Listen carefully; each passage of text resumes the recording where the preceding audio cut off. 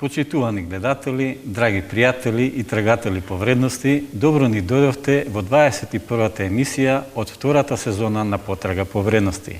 Денес е сабота, 30 април, ден пред Великден.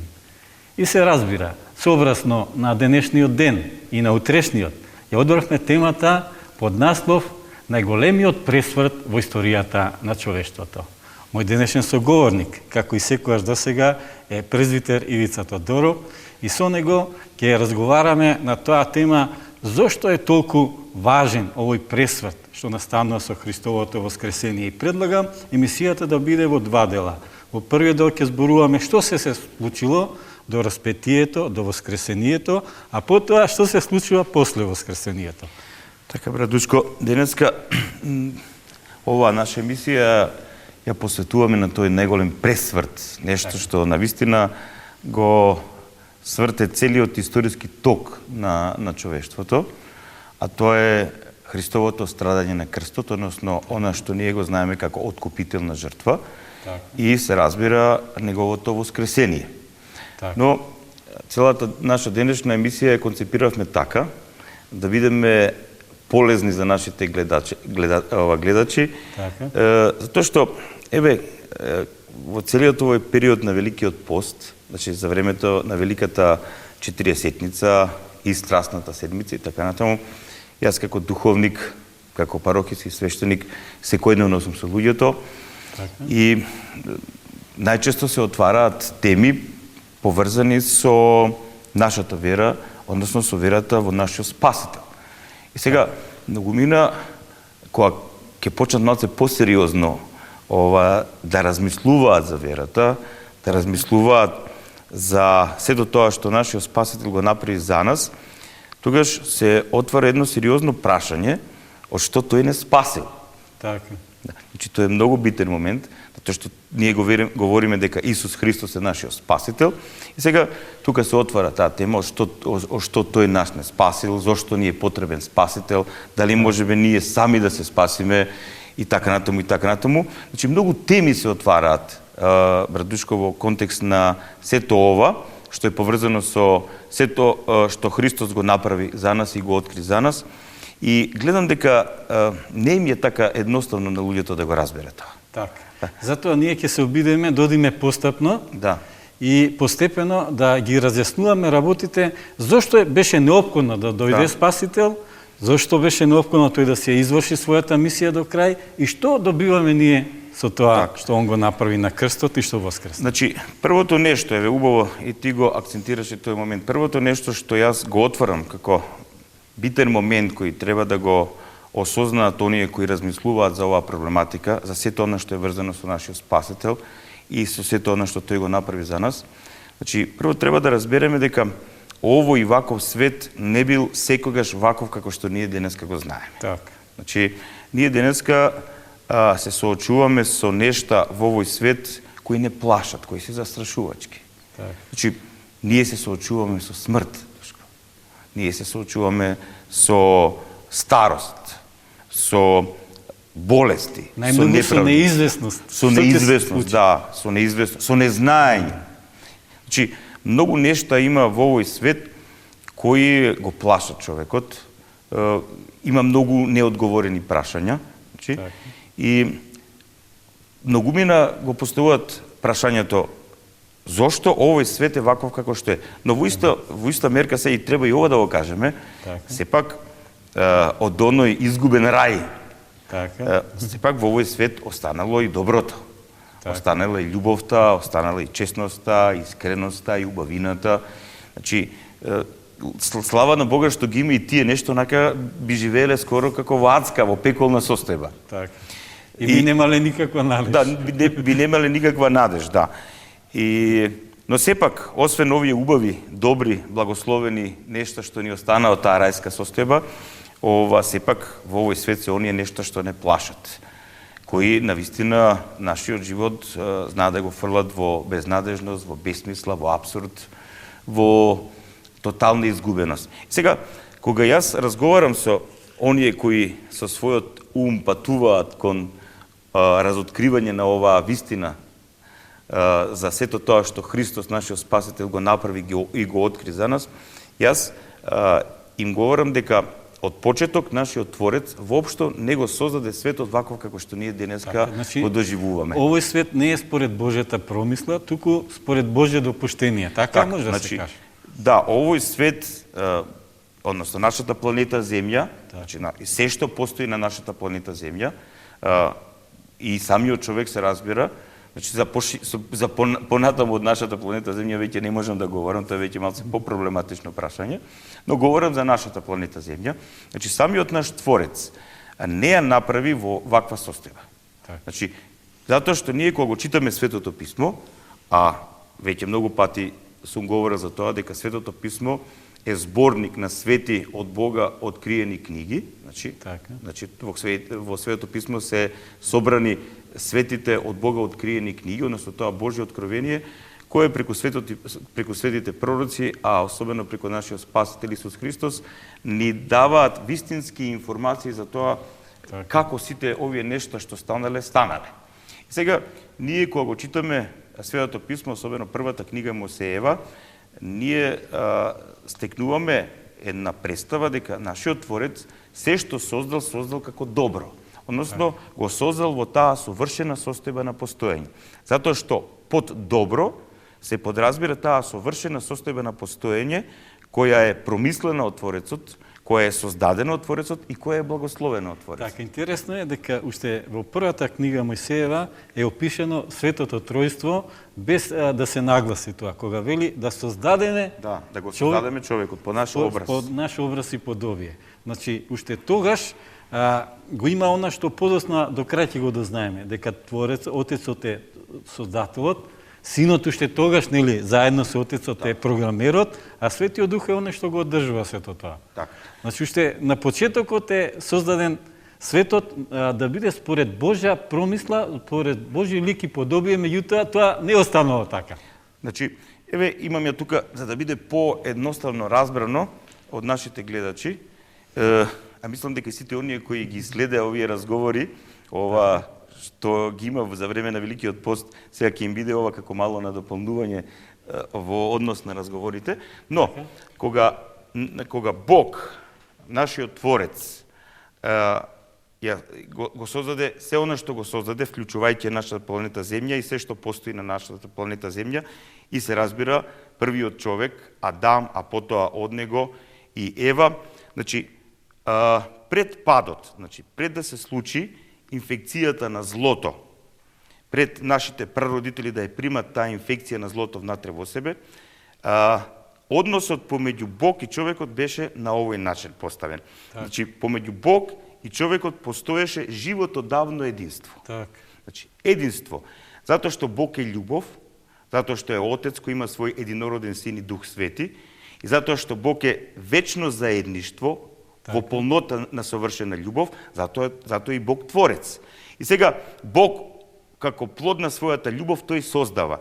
Создавајќи го човекот, тој го одржувал човекот, хранејќи го со своите несоздадени божествени енергии, односно со својата љубов. И помеѓу Бог и човекот постоело тоа животодавно единство, односно единство кое дава живот. И ние гледаме кога Адам бил во рајската градина заедно со прамајката Ева, Бог им вели, значи од секое дрво може да јадете, освен од дрвото на спознанието на доброто и злото. Сега, особено тие јаделе од дрвото на животот. Значи, Бог, нашиот Творец, ги создал нашите прародители со потенцијал на бесмртност. Тоа е многу битно нешто да се разбери. Не со остварена бесмртност, затоа што тие, ако останале во рајската градина, ако јадале од дрвото на животот, односно го одржувале ова животодавно единство со Творецот, тогаш тие ќе биле во таа состојба на потенцијална бесмртност, та духовно растејќи, усовршувајќи се, Богу уподобувајќи се, тие ќе ја стекнали таа состојба на веќе остварена бесмртност, односно ќе станале слични како Бог. На обоженост. Да, тоа светите отци го нарекуваат обоженост. Значи, тоа било задачата на нашите прародители Адам и Ева во рајот. И многу е битно да се потенцира и ова. Кога постои животодавно единство помеѓу човекот и Бог, односно Бог и човекот, тогаш човекот е во единство со Божјото создание. Односно, со целата природа, со животинскиот свет, со растителниот свет. Просто човекот ја доживува таа состојба на единство, на љубовно единство со се што постои околу него, и природата не му е непријател. Так. Значи, тогаш во таа рајска состојба човекот бил во единство со Божјото создание, односно со природата, потоа бил во единство, значи гледаме Адам и Ева, а потоа и сите оние што ќе се родели од Адам и Ева, би биле во тоа благодатно љубовно единство. Значи, нема да има никакво неединство помеѓу нив, никаков конфликт.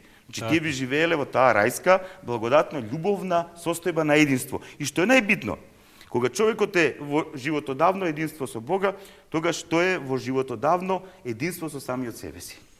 Так. Значи, ние гледаме дека Бог на еден начин човекот го создава како комуникативно битие.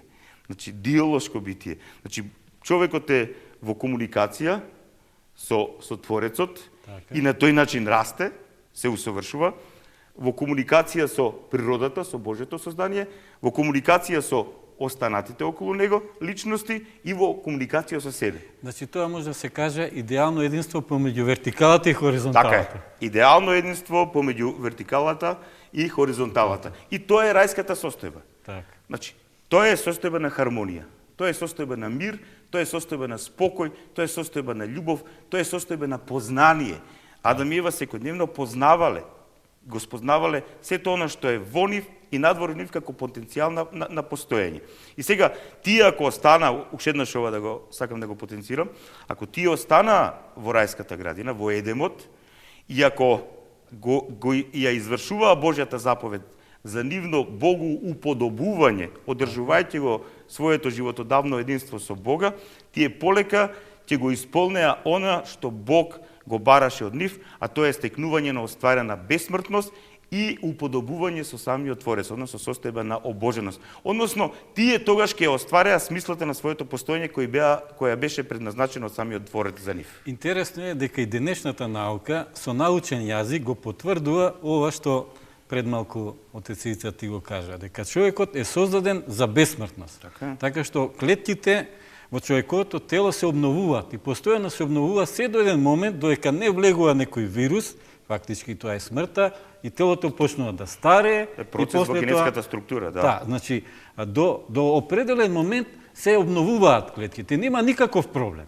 И наеднаш доаѓа тој вирус, смртта, и полека почнува да се разградува. Да се разградува. И не само човекот, туку се околу околната природа, по истиот терк е направено. Многу и ова исто така, кога говоре со сите оние, особено во времето на Великиот пост за оваа тема, значи, многу е интересен моментот, оној кој отпадна прв од Бога, оној кој беше светлоносец, па стана темноносец, кој сето добро во себе си што Бог му го дарува на тој светлоносец, тој го сврте во негатива и го сврте кон злото, кон деструкција.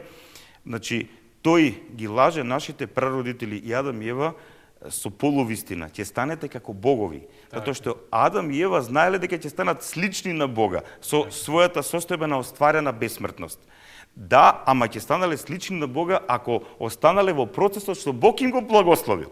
А тој им вика, јадете од дрвото на познанието на доброто и злото и веднаш ќе станете како богови. А Бог, нашиот небесен Отец, нашиот небесен Творец, им забранил на нашите прародители, Адам и Ева, да јадат неподготвени, духовно, незрели од дрвото на спознанието на доброто и злото, затоа што знаел дека тие немаат духовна сила, духовна моќ да го носат познанието на злото, се уште во себе си. Свети Јован Златовец во своето толкување на битие на овој настан опишан од пророкот Мојсей, вели дека нашиот Творец, откако нашите прародители ќе остварале состојбата на остварена бесмртност, тогаш тој ќе им ја открил и тајната на постоењето на злото, кога тие ќе можеле да ја носат. Но тогаш тие ќе биле утврдени во доброто. Ќе биле утврдени во доброто и злото не би можело да им нашкоди на никаков план. Но за жал, нашите прародители, заради непослушноста кон својот небесен Творец, кон својот небесен татко, за жал, поради лагата на нашиот духовен непријател, се инфицираа со злото и внатре во нивниот духовен, душевен и телесен план на постоење, злото предизвика хаос, дисхармонија. Сега ќе одиме на следната слика која го опишува баш. Дали може пред да преминеме на следното, ова да го дообјасниме, дека Господ Бог уште во тој миг кога отпаѓаат Адам и Ева, има план за нивно спасение. Радушко, ти го спомна тој момент на тој совет на Пресветата Троица. Ајде да го создадеме човекот по наш образ и подобие. Каде што нашиот небесен Отец со својот логос, со својот збор, со својот единороден син, совечен и светиот дух, значи Бог кој е еден и единствен, но троичен, тој говори за создавањето на човекот, но тој знае и дека ќе се случи неговото отпаѓање. Но Бог го создава човекот, затоа што знае дека Бог ја прифаќа таа одговорност да го спаси човекот од таа отпадната состојба, за која всушност човекот сам ја избира. Така, со модерен јазик кажемо план Б. Значи, планот А не се остварил заради вина на нашите прародители. Меѓутоа, Господ секогаш има и план Б, и план С и така натаму. Иако тука не било толку рационално, братушко, сепак кога говориме за Севишниот, не може така толку рационално да ги поставиме работите. Сепак многу проектираме од наш аспект. Еве и ова што ние го објаснуваме сега, тоа е сепак сведено на едно многу човечко ниво рационално, но мора да тргнеме од некаде. За да може да се разберат Божите вести до некаде. Ние не можеме докрај да влеземе во мистеријата на постанокот на злото, за делувањето на злото и така натаму. И зошто Бог го промислил целиот овој процес и со создавањето на човекот и така натаму. Многу од светите отци имаат своји толкувања, разбирање, но никој докрај не може да го објасни целиот тој процес на создавањето на човекот и познавањето на вистината од самиот Бог дека човекот ќе отпадне и повторно Бог го создава човекот затоа што го создава од љубов и затоа и го спасува од љубов од оваа падната состојба. Така, значи објасниме во претходниот дел кој бил Божиот план за нашите прародители, како тие да се развиваат, како да се уподобуваат кон Бог, меѓутоа тие не го прифаќаат тој план, односно отпаѓаат и сега они изродуваат своји наследници и полека се создава човештвото тако многу слично како ние денешно што го знаеме, со отпадната природа, со смрт, веднаш не вкусиле смрт, туку постепено доаѓа смртта и сега доаѓаме план како да се спаси тоа човештво. Да, значи нашиот Творец на Адам и на нашата прамајка Ева им дава заповед, значи говоре премалку од секој дрво во градината можете да јадете, освен од дрвото на спознанието на доброто и злото, затоа што во тој ден кога ќе вкусите, ќе умрете. Така. Значи тој им говори дека да, вие сте сега во состојба на потенцијална бесмртност, значи неостварена бесмртност, потенцијална бесмртност, значи Адам и Ева не биле смртни во рајот. Значи тие имале потенцијална бесмртност, дарувана бесмртност, но не и остварена бесмртност. И затоа нашиот Творец им вели, значи во денот кога без мој благослов, без моја дозвола ќе вкусите од дрвото на спознанието на доброто и злото, ќе умрете. Значи ќе вкусите смрт. Сега ние кога го читаме Светото писмо, крајно внимателно гледаме дека не се работи веднаш за биолошка смрт, затоа што многу ми намислат дека се работи за биолошка смрт. Не се работи за биолошка смрт, туку се работи за она што ние го нарекуваме духовна смрт. Сега, тоа вака би можело да се изрази. Значи, до моментот кога нашите прародители Адам и Ева се инфицирале со злото, помеѓу Бог и човекот постоело тоа животодавно единство. Но во моментот кога Адам и Ева, нашите прародители, се инфицирале со злото, односно кога ја прифатиле лагата на Божиот противник, на сатаната, и кога злото навлегло во нив, но кога ние велиме дека злото навлегува во нив, што навлегува во нив? Во нив навлегува завидливост, егоизам, подлост, злоба, гордост, желба за лажење, желба за деструкција. И значи тој црн поток на нечистотија, духовна нечистотија преку лагата на сатаната навлегува во нивниот ум, во нивното срце, во нивната волја, во нивниот дух, душа и тело. Како еден негативен синџир ги заврзува се повеќе и повеќе. Буквално злото навлегува во човекот и предизвикува во него дисхармонија, односно ја разбива таа хармонија што постоела и внатре во него и надвор од него. И како последица на таа дисхармонија настанува она што ние денеска го согледуваме, тоа е процесот на распадливоста на телото, односно старењето, и она што ние го нарекуваме биолошка смрт, но и сите оние последици што ги гледаме надвор од нас во природата. Сето тоа е последица на инфекцијата со злото. Страшна, неопислива е таа инфекција. И тоа се случило со нашите прародители.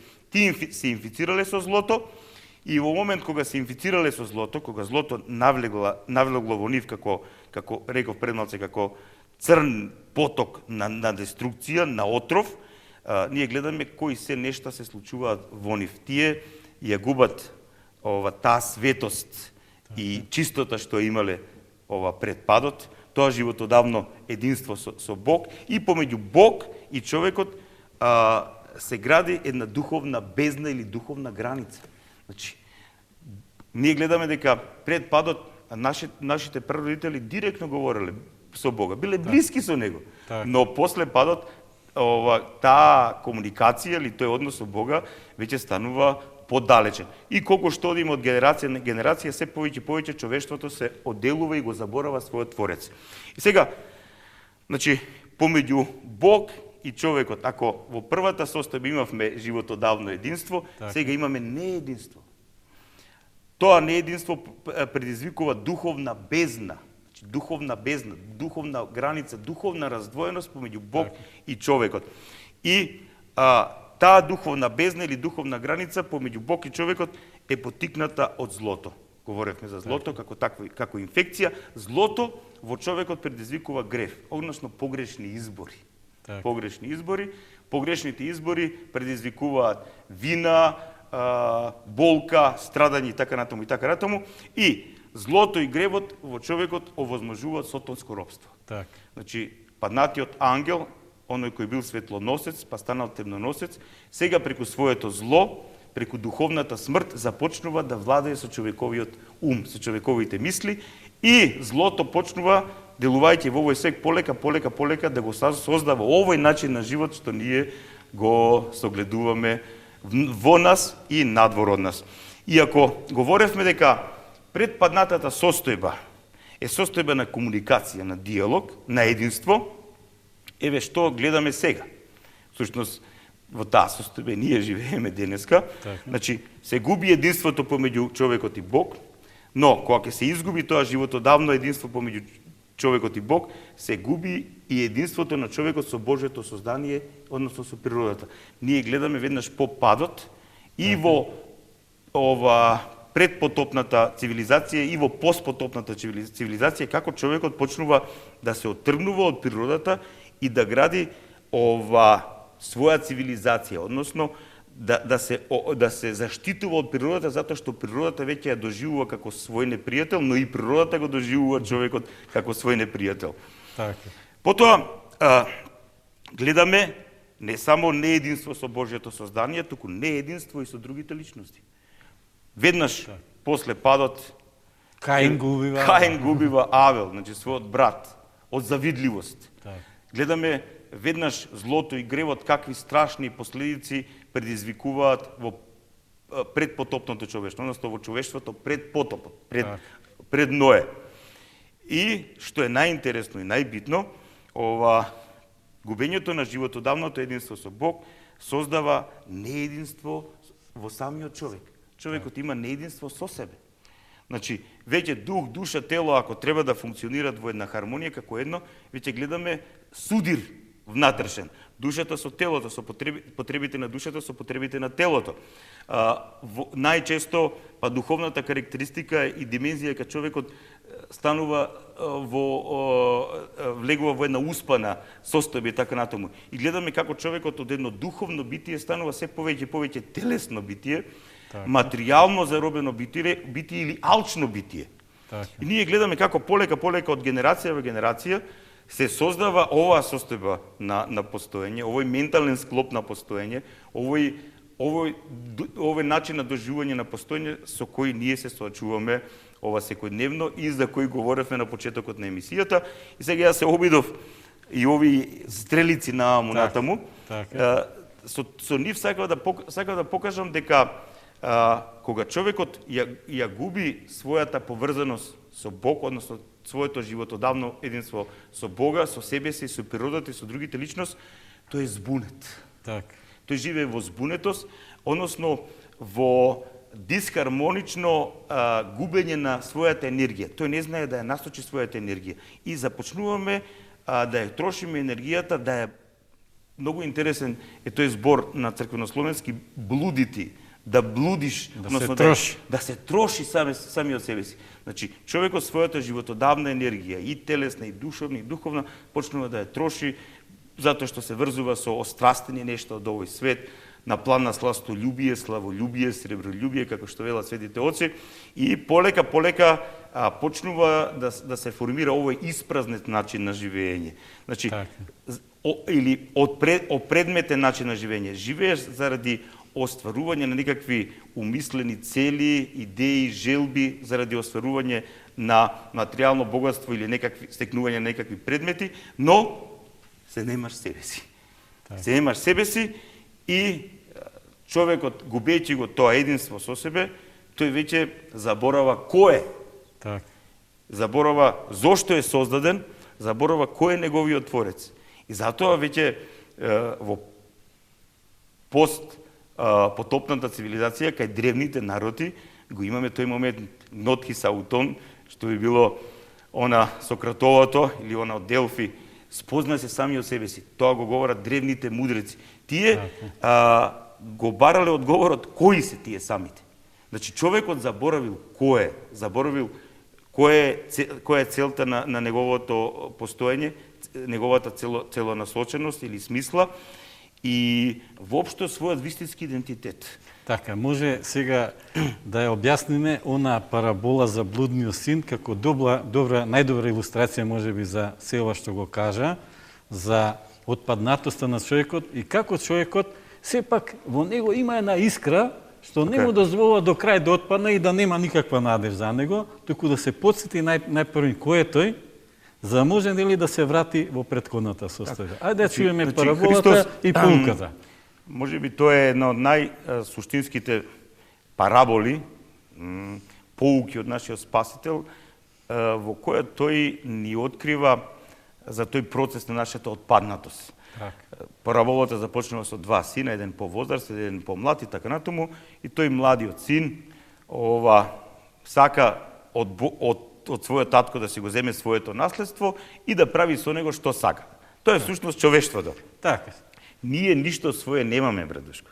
Значи од Бога се добиваме. Нашиот живот е дар од него. Нашето тело, нашата душа, целиот овој свет надвор околу нас, воздухот што го дишеме, водата што ја пиеме, храната што јадеме, се е од него. Замисли сега денеска егоистичното човештво вели ова е мое. Значи ние со природата, ми го мојот дел, а што е наше? Значи ние со природата ќе правиме што сакаме. Значи ние со своето тело ќе правиме што сакаме со своето тело. Дури има него идеолошки правци кои велат кои се против абортусот, вика тоа е право на жената затоа што тоа е нејзино тело и тоа е во нејзиното тело. Кој егоизам е тоа? Значи тоа многу, значи тој пад на човештвото е страшен. Со тоа што се повеќе човекот паѓа во себе отуѓеност, колку паѓа во состојба на себе отуѓеност, односно отуѓеност со својот вистински идентитет духовен, толку паѓа во состојба на егоизам и колку паѓа во состојба на егоизам, паѓа во состојба на себичност, ама и јалчност. И еве да се вратиме за тој младиот син. Параболата, значи во Да. далечна земја се били. Да, Значи тој се отпаднал, оддалечен, далеко да. отишол. Гледаме ние, со секој од нас тоа се случува. Сите сме ние блудни синови кои си го трошиме животот напразно, но во еден момент од својот живот овој млад човек разбрал Кога всушност. веќе падна сосема на Да, дното. кога се соочил навистина со дното, тогаш разбрал, односно ја добил интенцијата да се врати кон онаа состојба од која отпаднал. И многу интересно, тој се враќа назад кон својот татко, односно кон својот небесен отец и така натаму. И сега, како Христос ја опишува преку зборовите на таткото, ова духовна состојба на овој блуден син. Изгубен беше и се најде. Так. Мртов беше и оживеа. Так. Значи, ние како личности, како луѓе во овој свет, во најголем процент сме изгубени, Така. значи, говориме на духовен план, значи и ова, значи, во оваа смисла, ние сме изгубени, но слава на Бога, во еден момент некој од нас започнува да се пронаоѓа сами од себе си, духовно да се буди. Мртви сме духовно, Така. но со допирот на Божјата љубов во нас и животодавна енергија, ова Бог не оживува, не враќа првин кон себе, значи, потоа враќајќи не кон нас самите, ние колку повеќе започнуваме да се осознаваме себе си, ние започнуваме да го осознаваме и да го разбираме Творецот, колку повеќе го разбираме Творецот, ние стануваме пријатели со природата и таа со нас, исто така и со луѓето околу нас, и што е најбитно, ние ја прифаќаме состојбата на постоење. Ние веќе започнуваме да размислуваме не само за смислата на нашето постоење во овој свет, туку и на вечен план. Еве така, некако од параболата за блудниот син би можело да се извлече. Целата состојба на човештвото, брат Душко, по падот, значи пред потопот, по потопот и така натаму, целиот тој период, значи кога Бог започнува да го формира старозаветниот народ Божи од времето на Авраам, од времето на Мојсе, на кралот Давид и така натаму, останатите пророци, и полека кај старозаветниот народ Божи, особено кај старозаветниот народ Божи, кај еврејскиот народ, всушност една од целите зашто Бог го создал тој народ била преку тој народ да ја дојде Месијата, односно Спасителот, односно оној што ќе не спаси од оваа отпадната состојба, односно трагична состојба на Сега тука постоење. е интересно да се објасни зошто е толку важна улогата на Месијата, односно на Христос, и она за откупителната жртва. Затоа што Исус раскажува и други параболи за човек што се задолжил, енормно.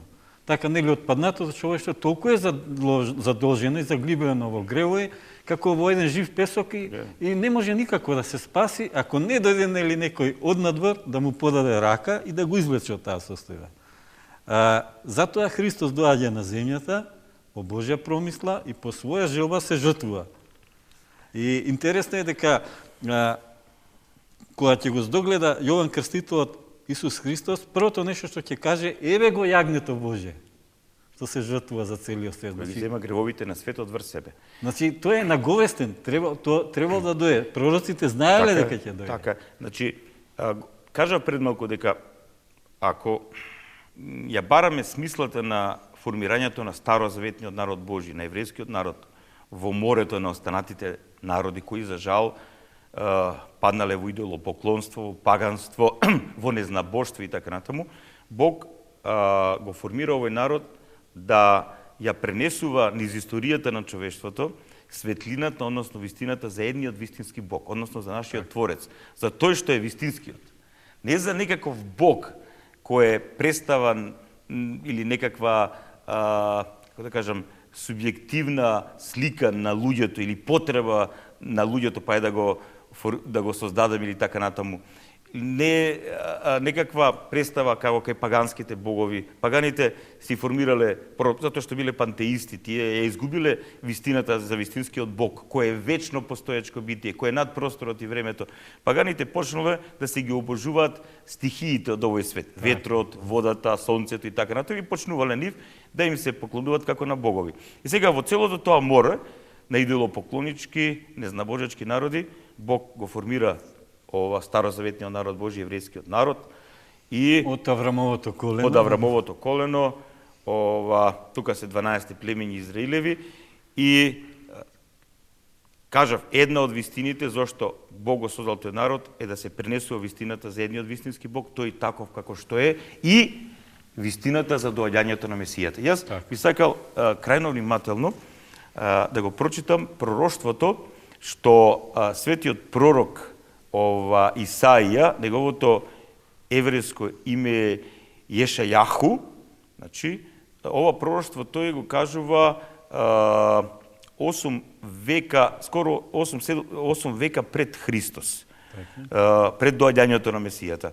Тој вели вака, значи, самиот тој просветен од Творецот во силата на Светиот Дух го напишува ова пророштво за тоа како ќе изгледа Месијата кога ќе дојде.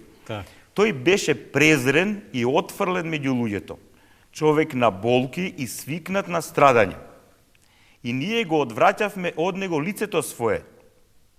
Тој беше презиран и ние за ништо не го сметавме, но тој ги зеде врз себе нашите болки и ги понесе нашите слабости, а ние мисливме дека тој беше поразуван, казнуван и понизуван од Бога.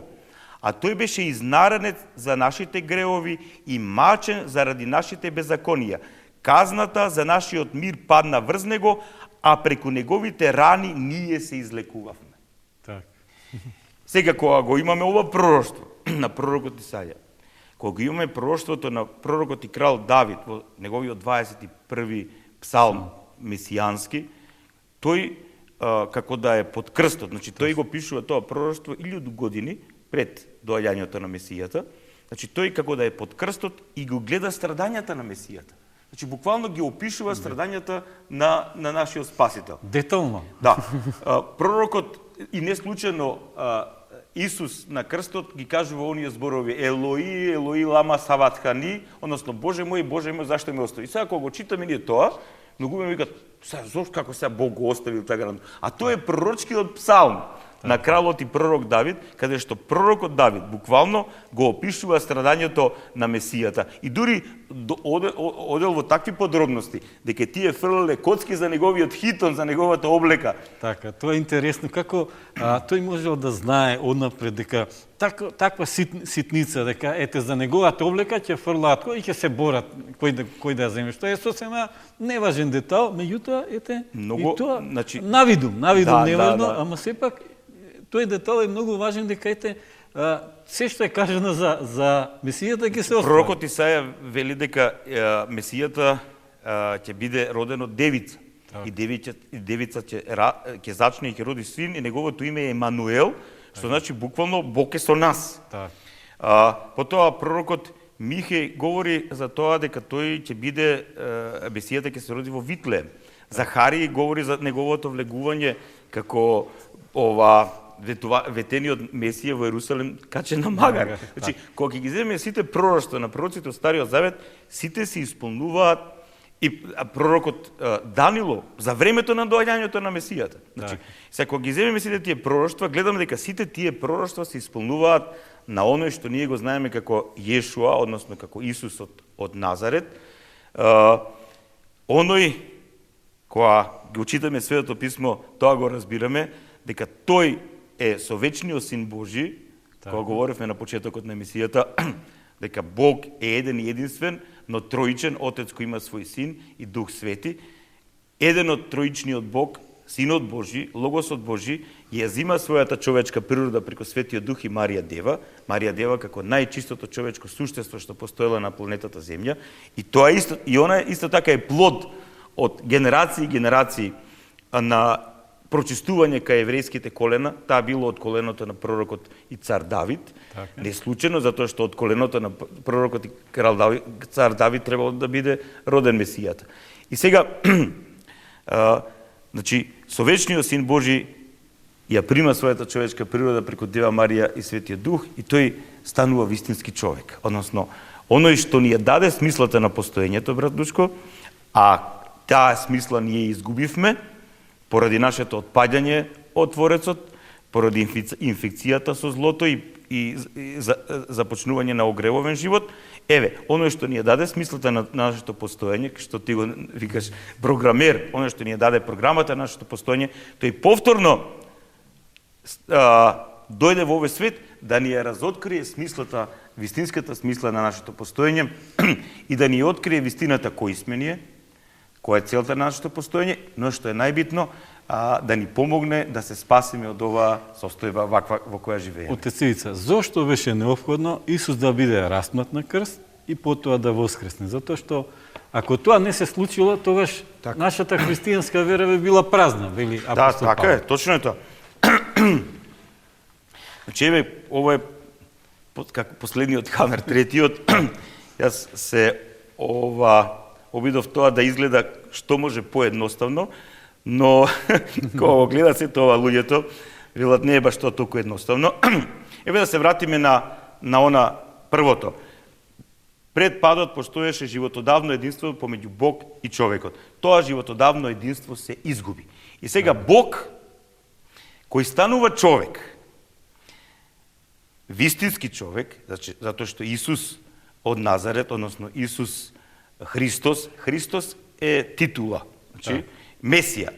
На еврејски би било Јешуа Ха-Мешија, на грчки е Иисус Христос. Значи, Христос е превод од еврејското Месија, буквално на македонски, значи, оној кој е помазан, помазаник, или оној кој има власт, овластен. Овластен. Значи, оној овластениот, оној за кого биле кажани пророштвата на пророците од Стариот Завет да биде наш спасител, тој доаѓа во овој свет. Так. И тој не само што ни ја откри вистината на постоењето преку својата наука, преку своето евангелие, не случајно неговата наука се вика радосна вест, затоа што нема ништо по натопено со вистина, радост и смисла од тоа што Христос ни го открил, туку тој доаѓа во овој свет да ја сруши таа бариера, таа духовна бездна, таа духовна граница што постои помеѓу Бог и човекот. И што е најбитно, исто тука веќе кога навлегуваме во таа мистерија, Радушко, на злото,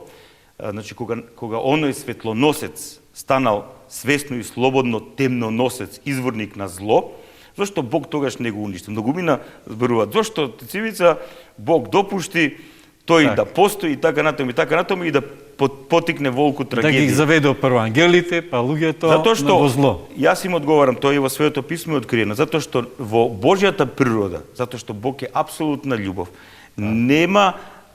Бог не може да оди против себе си, да биде уништувач. И што е најбитно, Сотоната излегува кон сите ангели и во сите димензии на постоењето со една своја парола, дека неговиот принцип на екзистенција во зло е посовршен принцип на екзистенција од оној Божјиот принцип во добро. Зар не го гледаме тоа секојдневно како борба и во овој свет, братушко? Милиони и милиони луѓе беа жртви на тој судир меѓу доброто и злото во овој свет. Така и многумина велат не е исплатливо човек да биде добар. Да, и многумина велат. Не е исплатливо. Меѓутоа, од кој аспект не е исплатливо? Така, и сега ако Бог, нашиот Творец, го уништеше Сотоната, тогаш можеби создадените битија од него во сите димензии на постоењето, пред се ангелските битија, ќе го доживеа Бог како тоталитарист, како деспот. Така. Пошто ние гледаме денеска, например, на некого, ако му кажеш нешто, особено, не мора да биде вистина за него, и тој покаже гнев и така натаму, со право може да кажеш да, изгледа дека клеветите за него се точни. Так. Значи, дјаволот, клеветникот го клевети Бог, но Бог не го уништува. Так. И ние гледаме како таа борба, тој судир меѓу овие два принципа на доброто и злото се развиваат во историјата на човештвото, изгледа и во другите димензии на постоењето, но тоа е нешто за кое не можеме толку директно да говориме, затоа што немаме толку директни информации во Светото писмо, но ние гледаме што се случува во овој свет. Еве го имаме крстот од Тецевица и тука ти си напишал Бог и човек. Тоа се однесува за Исус Христос, затоа што истовремено тој е совршен човек и совршен Бог. И на крстот умира неговата човекова природа. Значи, така. Сега да се доискажам, значи Бог не го уништува злоизворникот Сатаната, кога тој станал таков како што е, туку судирот, апсолутниот судир меѓу апсолутното добро и апсолутното зло се случува на крстот. Так. Значи Бог кој станува човек, Во состојба, како што велат светите оци, во состојба на кенозис или испразнетост, во состојба на крајна немоќ. Ние гледаме Јешуа во каква немоќ беше, како човек, го верам. Так. Тој беше осуден од Пилат, исмејуван од римските војници, страсен петок, вчера. Так. Слушавме за сето тоа што е засведочено од Евангелието за него. Му става трнов венец, се исмејуваа со него. Так. Кога одеше по улиците на Ерусалим, исто така, многумина го плука и така натаму носејќи го својот крст.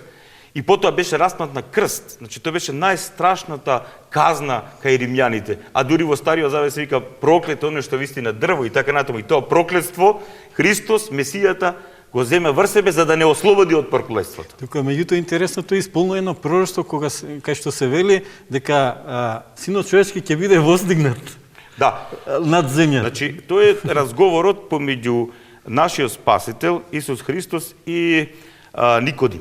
Значи, тој е еден фарисеј кој бил многу познат, влијателен кај еврејскиот народ во тоа време и Исус директно него му кажува како ќе настрада, односно и за целта на неговото страдање. Значи, тој говори дека Синот човечки, тој е синоним за Месијата од Стариот Завет кај пророкот Даниил. Имаме и праслика една кај пророкот Мојсей кога евреите излегувале од египетското робство. Тоа е многу кога покажувале недоверба кон Бог и така натаму невера, Бог им испраќа змии, но пророкот Мојсей измолува милост кај Бога и Бог вели: еве, ќе направиш бакарна змија и ќе ја поставиш на дрво и секој што ќе ја гледа змијата, со вера отровот од змиите нема да делува во него. Тоа е праслика на крстот. Праслика на Христовото страдање на крстот. Значи, тој навистина бил издигнат на крстот, бил распнат на крстот и на крстот, Радушко, се случил тој судир, апсолутен судир, меѓу тие две крајно спротивставени состојби на постоење, помеѓу доброто и злото.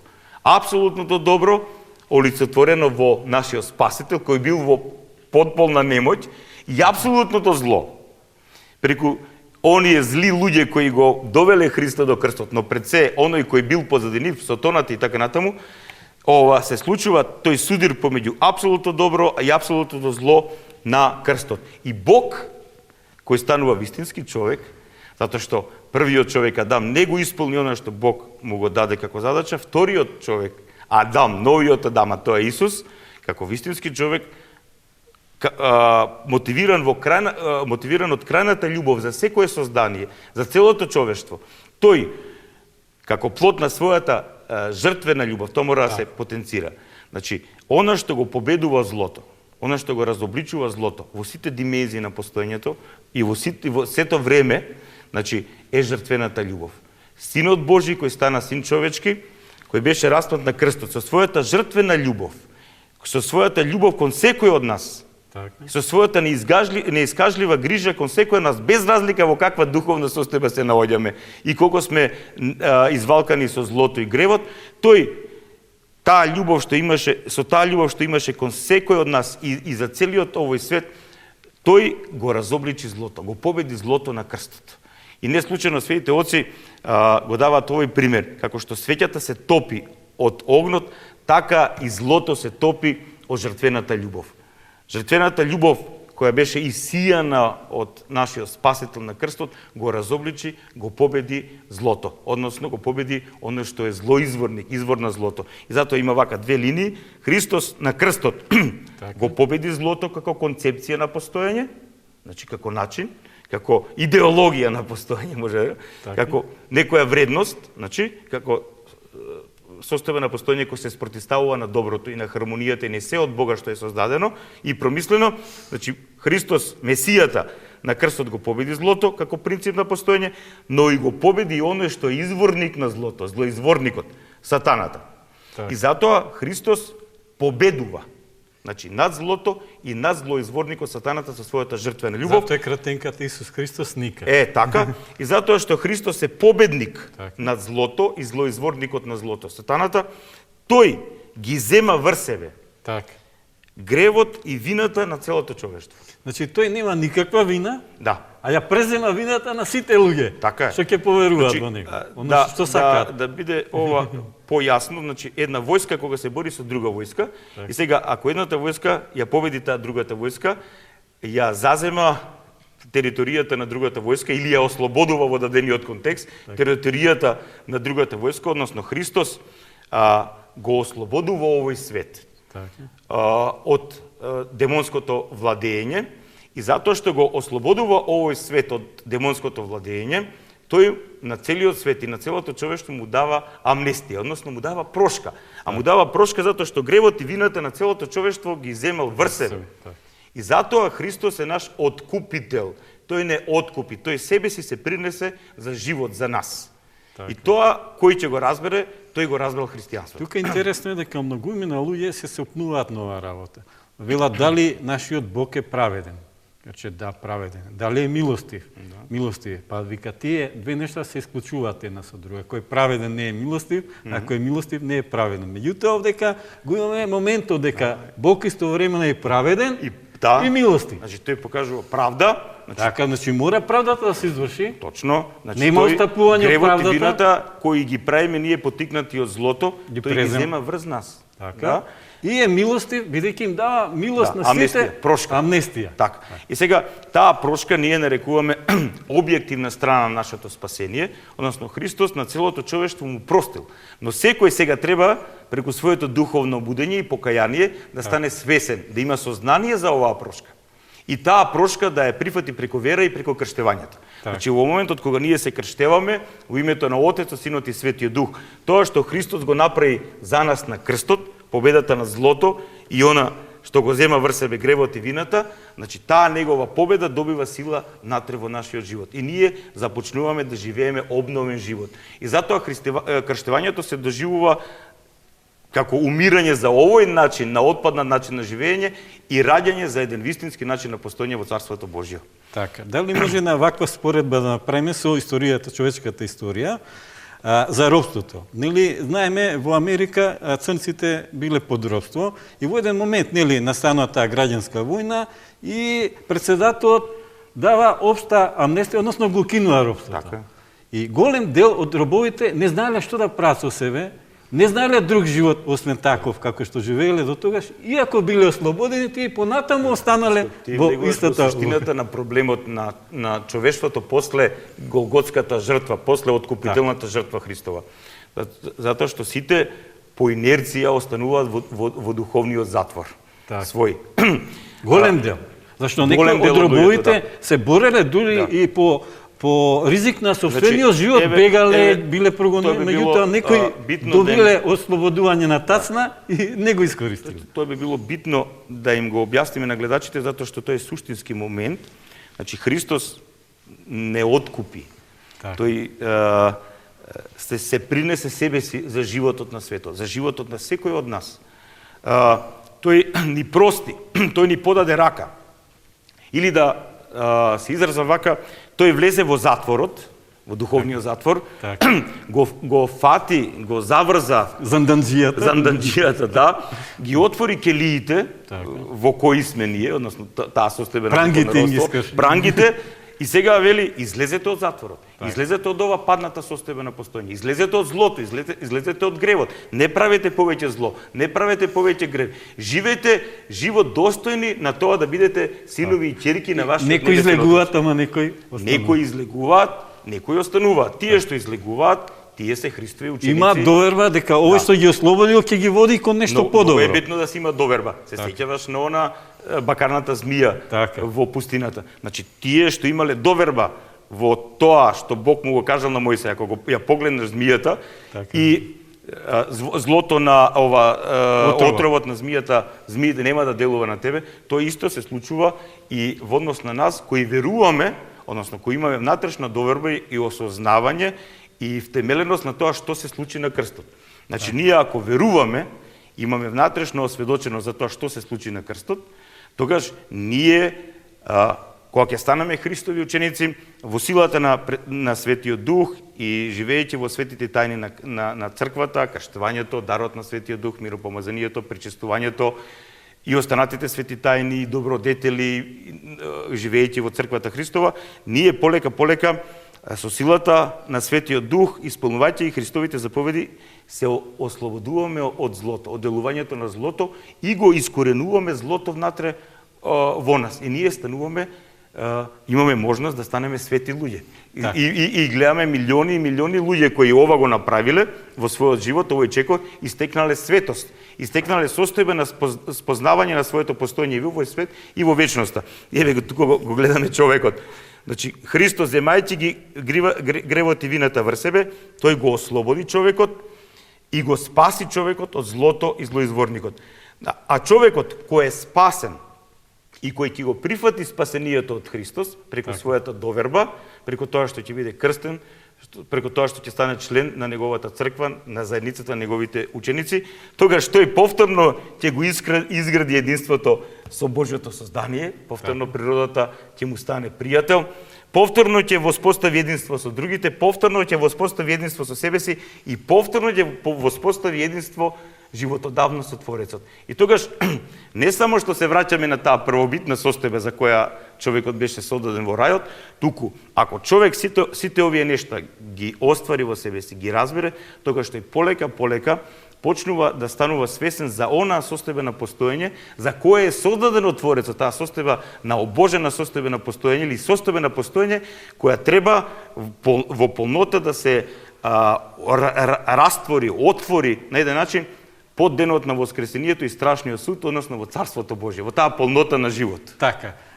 Ако го разбравме сето ова досега, ќе ни биде многу појасно зашто Христос воскресна и зашто е важно ние да веруваме во Христовото воскресение, затоа што вели, каде што сум јас, сакам да бидете и вие. Значи, ние да влеземе во таа состојба каде што е тој. Ние сме на Велика сабота, на Велики петок си спомнавме за неговото страдење на крстот. Говоревме што е смислата. Христос со своето човечко тело е положен во гробот, но со својата човечка душа и божествена природа е во состојбата на ад или Шеол на еврејски, каде што ги излекува душите на сите оние што заминале во таа состојба до неговата искупителна жртва. И потоа Христос во првиот ден од седмицата, значи по саботата, воскреснува. Тој го подигнува своето човечко тело, односно го оживува своето човечко тело. Бог го воскреснува човекот. Односно, Христос е воскреснат, Христовото тело е оживеано, и тогаш тој со своето оживеано, воскреснато, преобразено тело, сега, тоа е оно што го говори премалце, телото негово е подигнато на тој степен по воскресението, како што треба да биде нашето тело после воскресението. Значи бесмртно и обожено. Да, бесмртно, обожено, и ние гледаме како Христос по воскресението се појавува одеднаш пред апостолите и не може да го препознаат и така натаму и така натаму. Значи гледаме какво единство има неговото тело, говориме како човек, со неговата душа и дух и така натаму, затоа што Исус е вистински Бог и вистински човек. Сега говориме за Јешуа, за Исус како човек.